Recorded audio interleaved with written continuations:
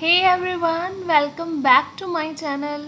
Class 10th maths की exercise 5.2 का part 3 है ये, जिसमें हम क्वेश्चन नंबर 11 to 15 कवर करने वाले हैं। So let's begin. And one more thing, अगर आप 1 to 10 क्वेश्चंस की वीडियो देखना चाहते हैं तो वो पार्ट 1 एंड पार्ट 2 में डिस्कस किए हैं मैंने, तो आप उसको चेकआउट कर सकते हैं और उसका लिंक मैंने डिस्क्रिप्शन में दे दिया है। ठीक है, तो 11th क्वेश्चन है, Which term of the AP will be 132 more than its 54th term? सबसे पहली बात तो आपको which term से क्लियर हो जाना चाहिए। which term means आपको n निकालना है इसके अंदर, ठीक है। और एक AP सीरीज हमें गिवन है जिसमें A1 3 है, D आप A2 माइनस A1 से निकाल सकते हो, ठीक है। which term अब n निकालना है, आपको मैंने पहले बताया था कि आपके पास ना हमें ये वाला फॉर्मूला अप्लाई करना होता है हमेशा इस एक्सरसाइज के अंदर, ठीक है।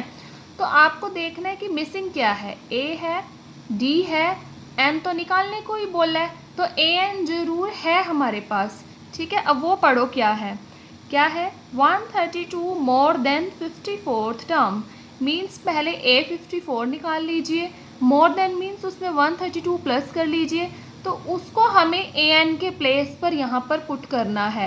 ए क्वेश्चन में डायरेक्टली ही है, डी भी आप फाइंड आउट कर सकते हो, ठीक है। विच टर्म मीन्स एन निकालना है, ए दिख रहा है, डी सब्ट्रैक्ट कर लिया, ए एन कैसे निकलेगा, ए 54 निकाल के उसमें 132 प्लस कर देंगे, मीन्स बस डायरेक्टली नहीं दिया हुआ, तो हम सबसे पहले ए 54 ही निकाल देंगे। ए 54 क्या होता है, ए प्लस 53D, तो ए क्या है हमारे पास 3 प्लस 53 इंटू डी क्या है 12। ए 54 की वैल्यू आ गई हमारे पास कैलकुलेट करके 639। देन हमें ए एन कैसे निकालना था, ए 54 प्लस 132, तो ए 54 की वैल्यू क्या है 639 प्लस 132, इन दोनों को कर लेंगे हम प्लस, तो ये हमारे पास ए एन आ गया। अब हमारे पास ए एन आ चुका है, ए एन है 771, ए था 3, आप अपनी सीरीज से चेक कर सकते हो, और डी था 12। अब हम इसको कैलकुलेट करके बस क्या निकाल देंगे एन, तो पता चल जाएगा कि कौन सी टर्म है जो ए 54 से 132 ज़्यादा है। ए डी और ए एन की वैल्यूज़ को पुट करके एन निकाल दिया, तो पता चल गया 65th टर्म है जो 132 ज़्यादा होगी 54th टर्म से। तो ये क्वेश्चन यहीं पे कंप्लीट हो गया। Question number 12 is 2 APs have the same common difference. 2 APs means 2 AP series हैं जिनका कॉमन डिफरेंस सेम है।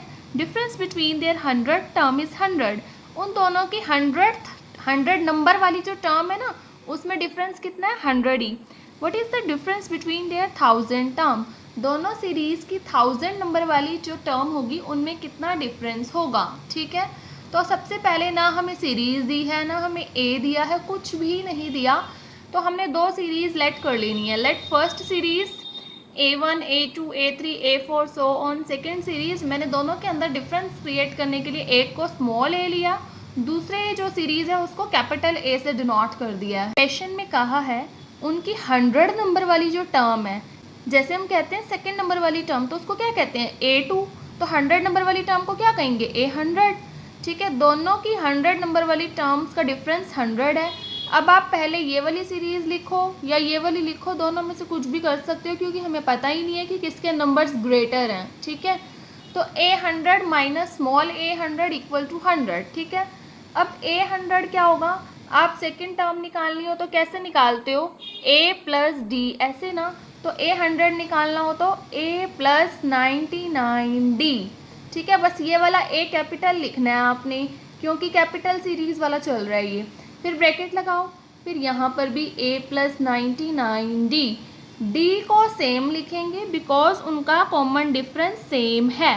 तो डी दोनों स्मॉल ले रहे हो तो स्मॉल स्मॉल ही ले लेना, कैपिटल ले रहे हो तो कैपिटल, पर जो आपका ए होना चाहिए इस सीरीज़ का कैपिटल और इस सीरीज़ का स्मॉल होना चाहिए, ठीक है। अब आप क्या कर दोगे, इसको सोल्व, बाहर माइनस है तो अंदर के साइन कर दीजिए चेंज, ठीक है। अब ये जो है ना हमें 100 गिवन है, इक्वल टू 100 चल रहा है, 99D कैंसिल आउट हो गया, तो हमारे पास बचा है A माइनस ए, मतलब small capital A minus small A 100, तो ये हमने इक्वेशन नंबर 1 लेट कर दी। हमसे निकालने के लिए कहा क्या है, दोनों की 1000 टर्म का डिफरेंस, 1000 टर्म, ठीक है। तो जैसे 100 का था वैसे ही 1000, capital A 1000 minus small a 1000, इसको आप क्या लिख दोगे, A + 999D। अगर आपको डाउट है तो आप इसमें पुट करके देखिए, ऐसे निकला है ये A + 1000 माइनस 1 इंटू D, ठीक है, माइनस इसको स्मॉल a + 999D, ठीक है। फिर वही वाला ही स्टेप करेंगे हम जो हमने अभी ऊपर किया ही है, ठीक है।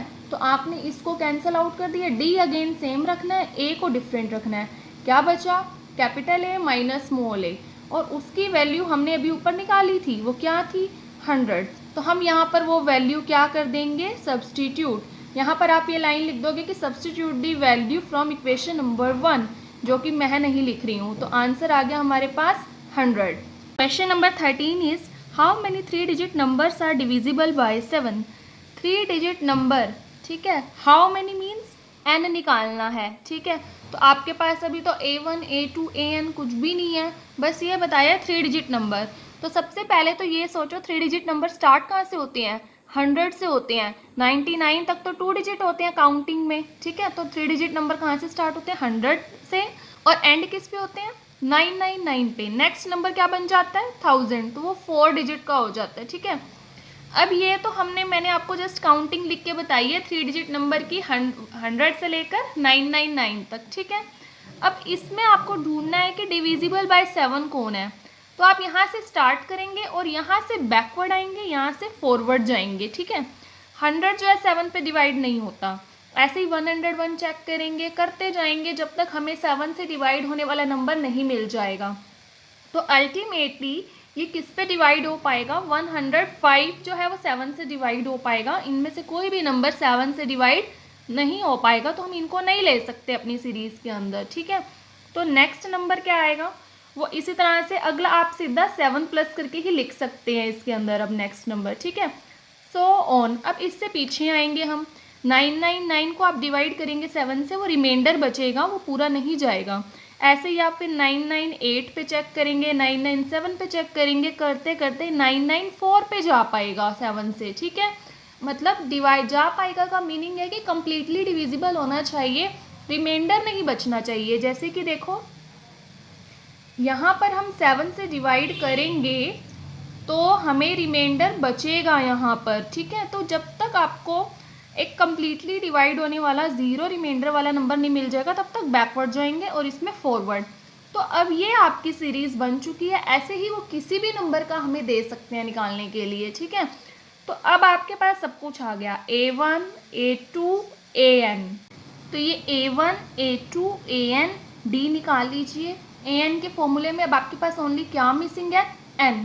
कैलकुलेट करके n की वैल्यू आ जाएगी। नेक्स्ट क्वेश्चन 14 है how many multiples of 4 lie between 10 and 250।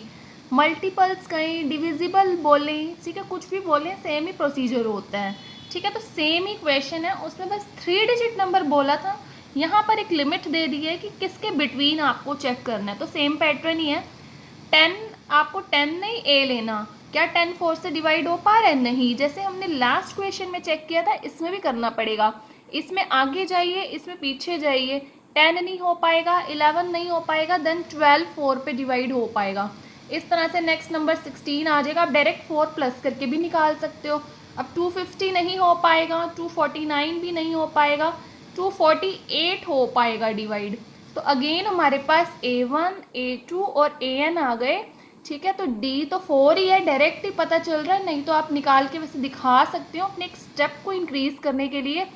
बस अब आप इस फॉर्मूले के अंदर अपना AN है, A है, D है, N जैसे लास्ट क्वेश्चन में किया था, हम इसको सॉल्व करके निकाल सकते हैं। इस वीडियो का हमारा पार्ट 3 का लास्ट क्वेश्चन है, for what values, question number 15, for what value of n means n निकालिए, are the nth term of 2 APs।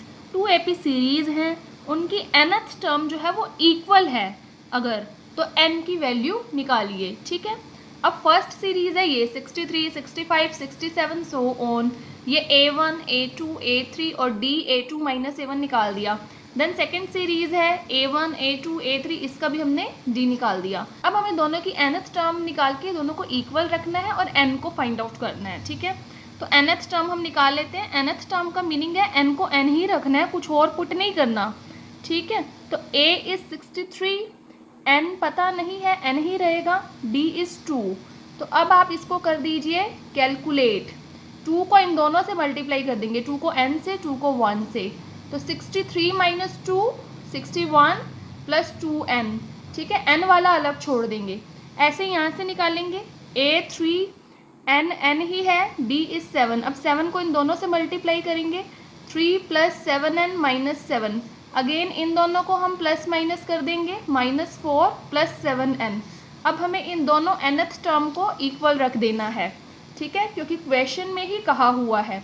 तो हमने इनको रख दिया इक्वल। और अब हमें n को करना है एक साइड और विदाउट n वाली टर्म्स को करना है एक अलग साइड, हमें राइट हैंड साइड पर ले गई मैं। और अब इसको कैलकुलेट करके हम n की वैल्यू निकाल देंगे। तो हमारी जो n की वैल्यू है वो आ गई 13, ठीक है। तो इसका मतलब दोनों सीरीज़ की 13th नंबर वाली टर्म्स जो आएंगी वो इक्वल आएंगी, जो उन्होंने पूछा था, ठीक है।